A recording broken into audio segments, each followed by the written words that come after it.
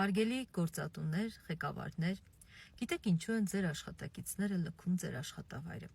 Ոչ այնքան փոքր աշխատավարձերի, երկար աշխատաժամերի կամ այլ աշխատանքային պայմանների պատճառով, որքան անարդար մրցակցային միջավայրի պատճառով։ Հավատացեք, ես շատ տարբեր ոլորտի մասնագետների հետ եմ խոսել այս թեմայով։ Բերեմ պարզ մի օրինակ, թեև օրինակները բազմաթիվ են։ Եթե դուք սուբյեկտիվ պատճառներով պակաս կոմպետենտ եւ պրոֆեսիոնալ մեկին վերադաս եք կարգում ավելի պրոֆեսիոնալի գլխին,